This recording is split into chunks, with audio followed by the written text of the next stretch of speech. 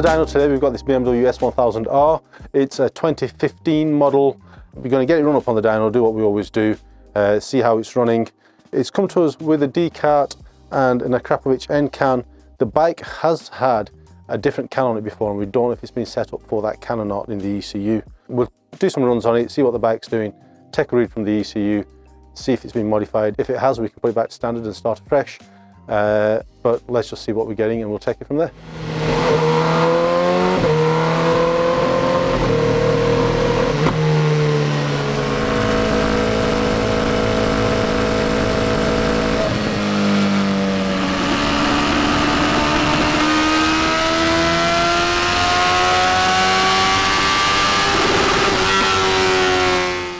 With this bike, the customer's biggest complaint was at part throttle, around a half throttle, the bike was really erratic and really lumpy.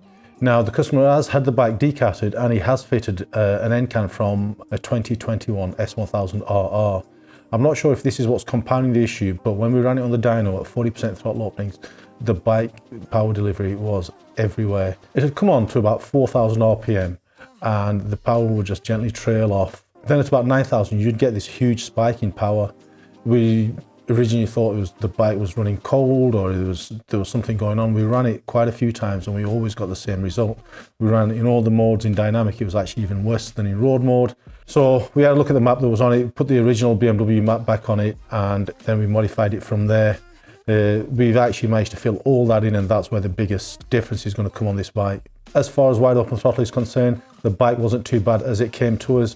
It was making 159 at the back wheel. After our modifications and removing all the power limitations and tweaking the fueling and the advance, we got it up to 167 brake horsepower, so a healthy 8 horsepower gain. Well, that's a wrap on the S1000R. This bike is available on our ECU Flasher, so if you're not local to us, you can still get a bespoke map from us. Just take a read from your bike with our ECU Flasher, send the file to us, let us know what modifications it's got, and one of our map writers will write a file bespoke for your bike. We're really happy with what we've achieved with this bike. It's time to give it back and get it test ridden on the road. Make sure the throttle response on the road is as good and as smooth as we want. Please do drop us a subscribe, it really does help us out. Hit the bell icon, you'll be notified if any new videos coming out.